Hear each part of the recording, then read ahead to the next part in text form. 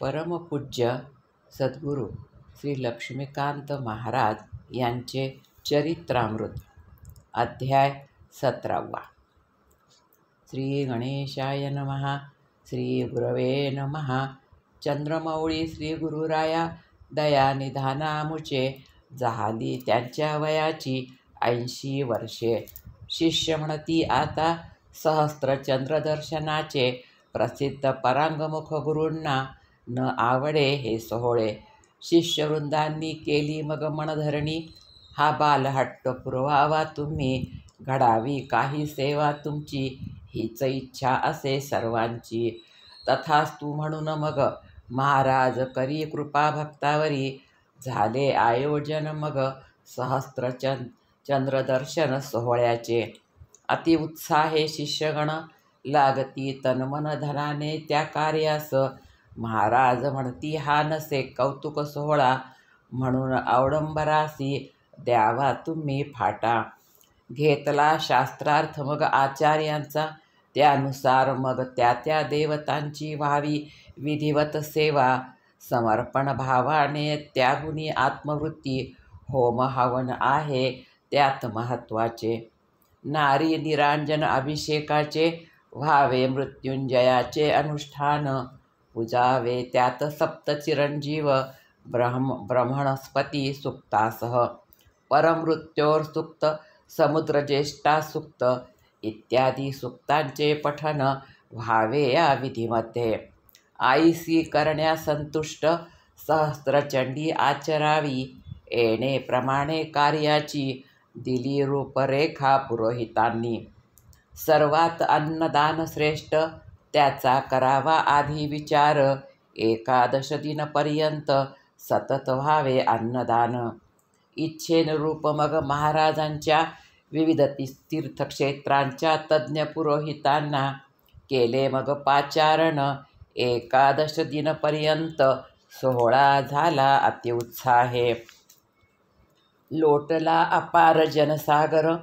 झाला लाभान्वित त्या कारण. विविध दानांची पूर्तता. तशीच मग सद्गुरु तुला. झाली तुला दानासहित. 80 नारी निरांजनाने. औक्षण झाले सद्गुरूचे.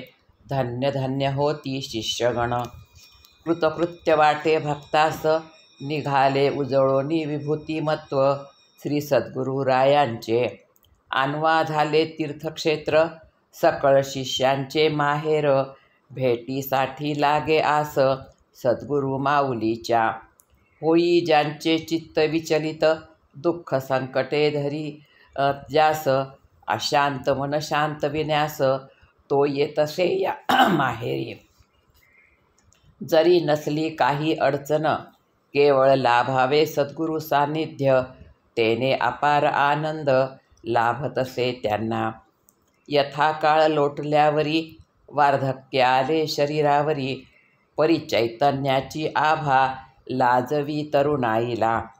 नाही काठीचा आधार. न लागे उठण्या कुणाचा आधार. चालणे ते चपळ. वाचा खणखणीत असे. स्मरणशक्ती अति दांडगी. नामावली शिष्यांची. मुखोद्गत असे महाराजांच्या. त्यांच्या पिढ्यांचा इतिहास. कथन करीत असे गुरुराव. त्याही मागे त्यांचे डोळसपण. आचरावे त्यांनी त्याप्रमाणे. जपावे कुळधर्म कुलाचाराला. कलंक लागो नये कुळाला. म्हणून सांगणे सद्गुरूंचे. ध्यानी आम्ही ठेवावे. आचार भ्रष्टी सदा कष्टी. म्हणून सांडू नये तो आचार धर्म. सद्गुरूंचे बोलणे साधे सरळ. त्यात नसे अहंकाराचा लवलेश. सहजी भक्तासवे संवाद होत असे त्यांचा. त्यामुळे दुःखी कष्टी जन. विपदा आपुल्या मांडत असे. त्यांच्या या विपदांसाठी बुवाबाजीचे लफडे महाराज कधी केले नाही. न कुणाचा हात बघणे.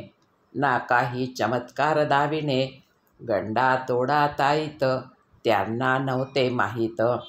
रुग्णासी सांगत जावे आधी दवाखान्यासी. तरीही गुण न आला तर मग यावे आईपाशी.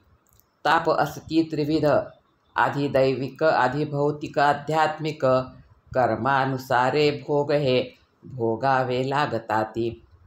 त्या भोगातून सुटका न होय कुणाचीही, मात्र त्याची तीव्रता सत्कर्माने होतसे कमी.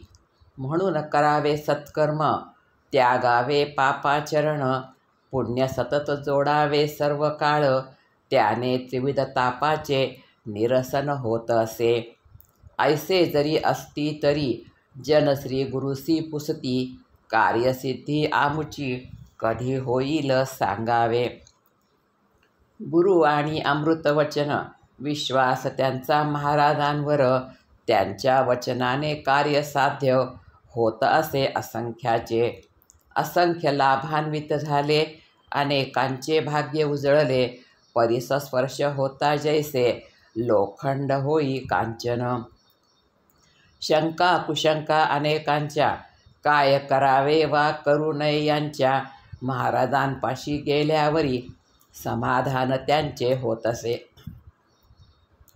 असंख्य उपवर कन्यांचे केवळ महाराजांच्या वचनाने मंगलकार्ये घडून आली, ना हुंडा ना मानपान. पत्रिकेचाही नसे अट्टहास, फक्त आशीर्वाद महाराजांचा कार्यसिद्धी करीत असे. असंख्य ऐसी मंगलकार्ये झाली संपन्न आश्रमी, भक्तासाठी हा आश्रम तपोभूमी यज्ञभूमी जन्मभूमी आईची.